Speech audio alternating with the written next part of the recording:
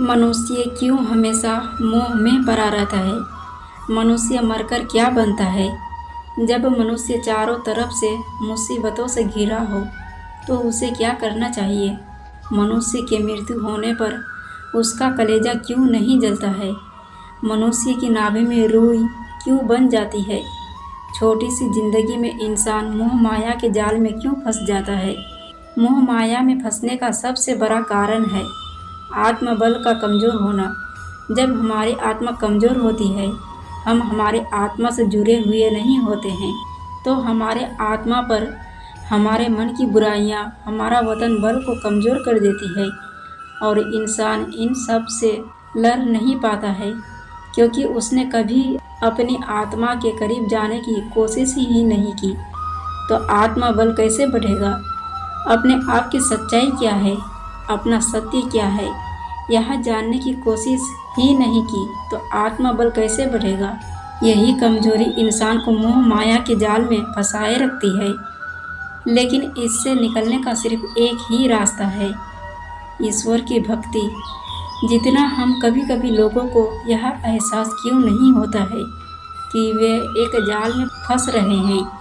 जब एक व्यक्ति वह गलत काम करता या दूसरों को दुख पहुंचाता, लोगों को धोखा देता, तो उसको एहसास नहीं होता कि जाल में फंस रहा है, क्योंकि उस गलती काम से, दूसरों को दुख से, लोगों को धोखा देने से उसे लाभ मिलता है। उसका जीवन अच्छा से चलने लगता है।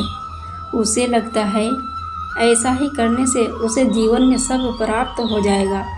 हम काल के जाल में कैसे फंसते जा रहे हैं? प्रिय मित्र, इसका जवाब आपके पास ही है। ज़रूरत है तो विवेक लगाकर मूल्यांकन करने की। किसी भी जाल में क्यों फंसता है जीव? क्योंकि जीव की खुद की इच्छा और अज्ञान होता है, अर्थात मन का विचार। भाई, एक निर्जीव तो काल जाल में फंसने से रहा, बल्कि निर्जीव तो खुद काल जाल है। सतगुरु काल बंधन से कैसे छुटवाता है? ज्ञान द्वारा एक युक्ति बताकर जीव सृष्टि रचना करते ही काल बंधन में आ गया था। यदि काल बंधन से निकलना है तो ठीक उसी तरह जीव वापस चला जाए भेद जानकर, वरना जीव और उछलता रहेगा। जीव मन का गुलाम होने से सब कुछ भूल चुका है। उस पर से माया और 3 गुणों का लेप चढ़ा लेने से मन को भुला बैठा है। जीव ने अपनी सुरती काल के सब कुछ जानते समझते हुए भी सब लोग संसार की मोह माया के लालच में क्यों उलझते रहते हैं? रामचरितमानस की पंक्तियाँ है, काम क्रोध मद लोभ सब नाथ नरक के पंथ। गलत काम का नतीजा गलत ही होता है, लेकिन जानने के बाद भी हमारे आसपास इस कर्म को करने वाले लोग हैं और कुछ मामलों में हम सभी भागीदार भी हो जाते हैं। सब कुछ जानते हुए भी हम सब संसार की मोह माया के लालच में उलझे रहते हैं और इन सब के पीछे का कारण होता है हमारा मन। यह मन अपनी सुविधा अनुसार हर बात को अपने हिसाब से तौलता है। स्वयं कबीरदास जी का कहना है, माया मुई न मन मुआ, मरी मरी गया शरीर, आशा तृष्णा ना मुई, यूं कही गए कबीर। इन सब के लिए सबसे ज़्यादा जिम्मेदार है तो वह है हमारा मन। इंद्रियों को वश में करना मन की जिम्मेदारी है। मन की बहुत ही सुंदर व्याख्या श्रीमद् भागवत गीता में की गई है, लेकिन उसी मन के विषय में गीता में अर्जुन भगवान श्री कृष्ण से अपनी दुविधा बताते हुए कहते हैं, हे कृष्ण, ये मन अत्यंत ही चंचल, प्रथम नशील, दृढ़ यानी जिद्दी और बलवान है। उसका निग्रह करना अर्थात नियंत्रण करना वायु को रोकने की भांति अत्यंत दुष्कर मानता हूँ। अर्जुन द्वारा व्यक्त की गई अशांत मन की चर्चा हम सबके दुराग्रही मन की दिशा की ओर इंगित करती है। यहाँ मन व्याकुल परेशान रहता है, क्योंकि यह एक विषय से दूसरे विषय की ओर अलग अलग दिशाओं में भटकता रहता है। यह किसी की चेतना में घृणा, क्रोध, काम, लोभ, ईर्ष्या, चिंता, आसक्ति के रूप में उथल पुथल उत्पन्न करता है। यह इतना शक्तिशाली है कि अपनी प्रबल धाराओं के साथ बुद्धि पर हावी हो जाता है और विवेक शक्ति को नष्ट कर देता है। मन जिद्दी भी है, क्योंकि जब मन में हानिकारक विचार आ जाते हैं तब फिर यह उन्हें मन से बाहर नहीं निकालता और निरंतर बार बार उनका तब तक चिंतन करता है जब तक कि वे बुद्धि को भ्रमित ना कर दे। इस प्रकार यहाँ मन के हानिकारक लक्षणों की गणना की गई है। अर्जुन भी स्वीकार करते हैं कि वायु की अपेक्षा मन को नियंत्रित करना अत्यंत कठिन है।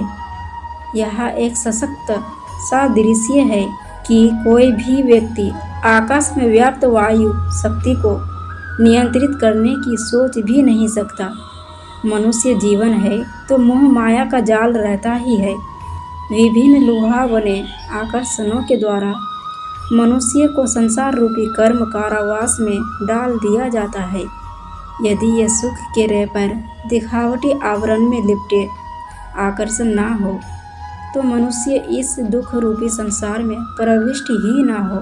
दीपक की लौ में अग्निखंड के चारों ओर सुनहले प्रकाश का आकर्षण है, जिसके कारण पतंगा मोहित हो जाता है। काम वासना के आकर्षण द्वारा जन्म चक्र में डाल दिया जाता है। मोह संबंधों में सुख परिचित करवाता है। लोभ के कारण धन और संग्राम में सुख की मनोदशा उत्पन्न होती है। अहंकार वैभव और शासन में सुख देखता है। अतः छल बल के द्वारा मानव को चलाया जाता है, अन्यथा वह स्वयं कहाँ चलता है। लेकिन इसी संसार में नचिकेता, प्रहलाद आदि बहुत से लोग हुए जो किसी भी प्रलोभन में ना फंसकर संसार को लांघ गए। दरअसल हम सभी आत्मज्ञान की प्रबलता से ही इस संसार को लांघ सकते हैं, लेकिन इंद्रियों के वश में छल विधि का शिकार होकर कर्म चक्र में पड़ जाते हैं। सांसारिक बंधनों में रहते हुए या वैराग्य के द्वारा दोनों ही मार्ग ईश्वर की ओर जाते हैं। दोनों ही स्थिति में कर्म करते करते मनुष्य ईश्वर को प्राप्त कर लेता है।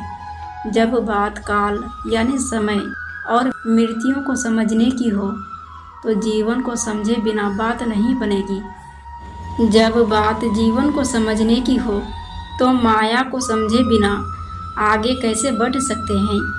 माया को कभी मोहिनी तो कभी पापिनी, कभी डाकिनी और कभी महाठगनी भी कहते हैं। वो इसलिए क्योंकि उनका माया से रोज का उठना बैठना है और करीब का रिश्ता है।